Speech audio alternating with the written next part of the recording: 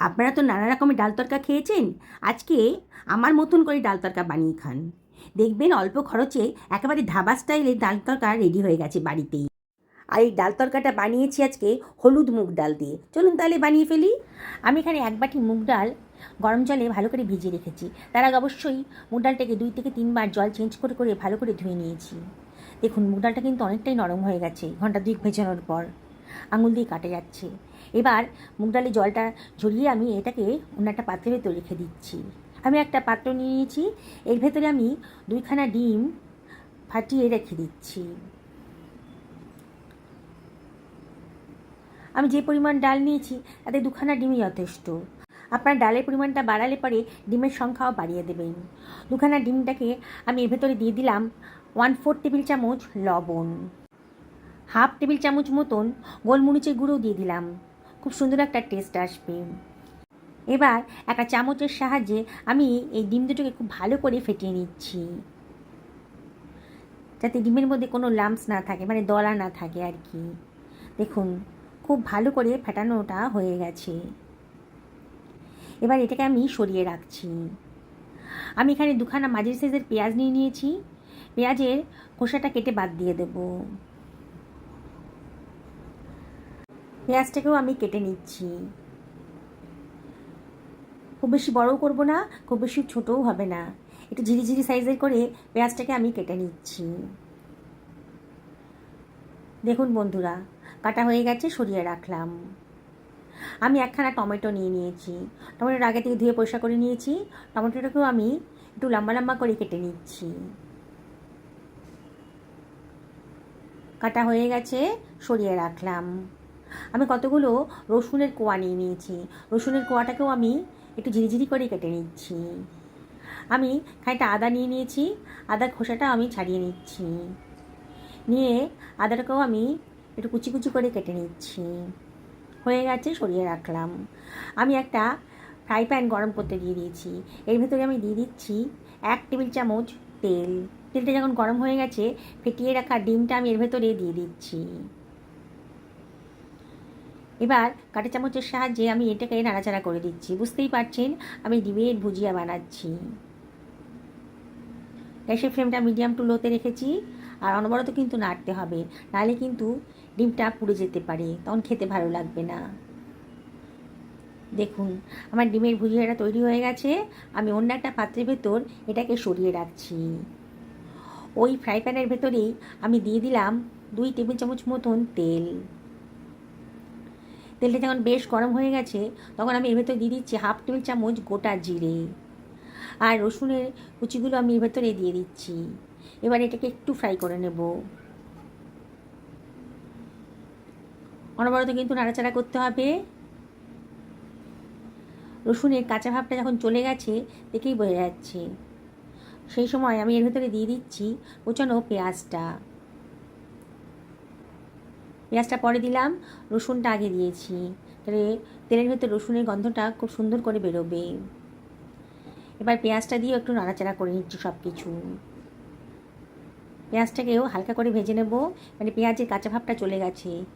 এই অবস্থায় আমি এর ভেতরে দিয়ে দিচ্ছি 1 টেবিল চামচ মতন লবণ, 1/2 টেবিল চামচ হলুদের গুঁড়ো, 1/2 টেবিল চামচ ধনের গুঁড়ো দিলাম, 1/2 টেবিল চামচ জিরের গুঁড়োও দিয়ে দিলাম, আর 1/2 টেবিল চামচ লঙ্কার গুঁড়ো দিলাম। লঙ্কাটা অবশ্যই নিজেদের পছন্দ মতো দেবেন, তবে একটু ঝাল ঝাল হলে খেতে ভালো লাগে। সব কিছু আবারও খুব ভালো করে মিশিয়ে নিচ্ছি, অনবরত কিন্তু নাড়তে হবে, দেখবেন যাতে পোড়া না লেগে যায়। গ্যাসের ফ্লেমটা মিডিয়ামে করে আমি কিন্তু অনবরত নাড়ছি। এইবারে আমি জল ঝরিয়ে রাখা মানে ভেজানো মুগ ডালটা এর ভেতরে দিয়ে দিচ্ছি, পুরো ডালটাই আমি দিয়ে দেব। অসম্ভব টেস্টি, একেবারে নতুন ধরনের নতুন স্বাদের একটা রেসিপি আজকে তৈরি হতে চলেছে। আপনারা শেষ পর্যন্ত যদি দেখেন না ভিডিওটা, তাহলে অবশ্যই আপনাদের বানাতে ইচ্ছা করবে, আর একবার যদি বানিয়ে খান তাহলে বারে বারে কিন্তু এই রেসিপিটা আপনাদের বানিয়ে খেতে ইচ্ছা করবে। সব কিছু আবারও খুব ভালো করে মিশিয়ে নিচ্ছি। লুচি পরোটা রুটির সাথে দারুণ পারফেক্ট রেসিপি, ভাতের সাথেও কিন্তু খেতে মন্দ লাগে না। অনবরত নাড়াচাড়া করছি যাতে ডালের কাঁচা ভাবটা চলে যায়। দেখুন বন্ধুরা আস্তে আস্তে কিন্তু ডালের কালারটা চেঞ্জ হয়ে গেছে। এবারে আমি এর ভেতরে দিয়ে দিচ্ছি কেটে রাখা টমেটোটা, আবারও সব কিছু খুব ভালো করে মিশিয়ে নেব। আদা কুচনোটাও দিয়ে দিলাম, দিয়ে সব কিছু ভালো করে মিশিয়ে নিচ্ছি। আবার 1.5 থেকে 2 মিনিট খুব ভালো করে মিশিয়ে নিতে হবে। হয়ে গেছে। এবার 3 টেবিল চামচ মতো দই আগে থেকে ফেটিয়ে রেখেছিলাম, সেই দইটা দিয়ে দিলাম। দইটা দেওয়ার সময় অবশ্যই গ্যাসের ফ্লেমটা লোতে রাখবেন, নাহলে অফ করে দেবেন। আমি লোতেই রেখেছি। বাটি ধুয়ে অল্প জলও দিয়ে দিলাম। দিয়ে সব কিছু আবারও খুব ভালো করে মিশিয়ে নিচ্ছি। অনবরত কিন্তু নাড়াচাড়া করতে হবে। যদি দেখেন যে খুব ড্রাই হয়ে যাচ্ছে, তাহলে অবশ্যই অল্প অল্প করে জল দেবেন। তবে আজকের রেসিপিটা একটু শুকনো শুকনোই হয়, মাখো মাখো হবে আর কি। অসম্ভব টেস্টি রেসিপি তৈরি হতে চলেছে। কাঁচা পাকা লঙ্কাও দিয়ে দিলাম। যদি কেউ লঙ্কা ঝাল খেতে পছন্দ করেন তাহলে দেবেন। বললাম তো, মাঝে মাঝে অল্প অল্প জল দিয়ে ভালো করে মশলার সাথে মুগ ডালটাকে ভালো করে কষিয়ে নেবেন। যত ভালো করে কষাবেন, টেস্টটা কিন্তু ততই ভালো আসবে। দেখুন, আমি হাফ বাটি পরিমাণ জল দিয়ে দিয়েছিলাম। এবার 6 থেকে 7 মিনিট মিডিয়াম টু লো ফ্লেমে এটাকে আমি রান্না হতে দেব।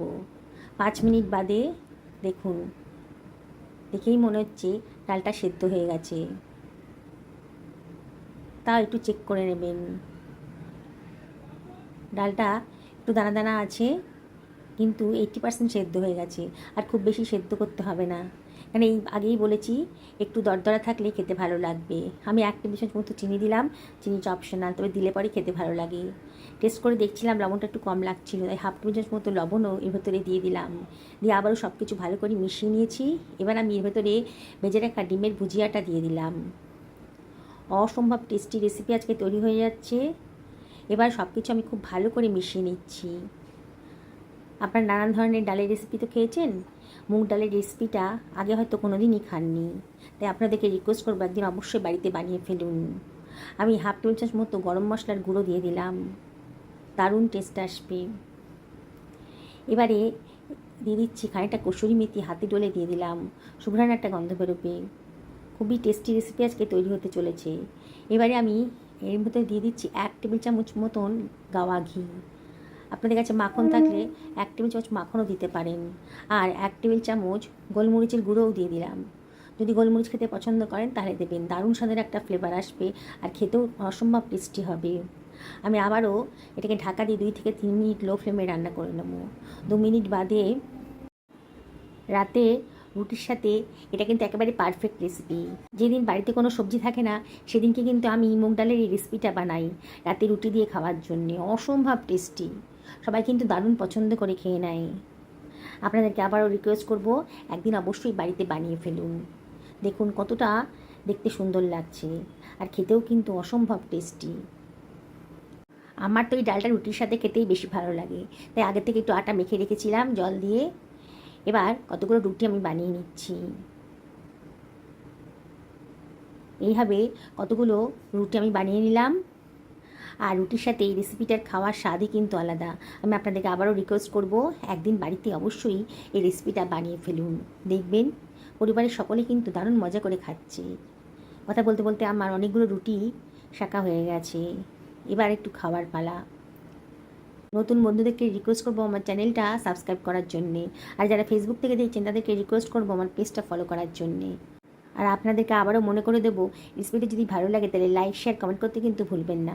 সুস্থ থাকুন, ভালো থাকুন, নমস্কার নেবেন।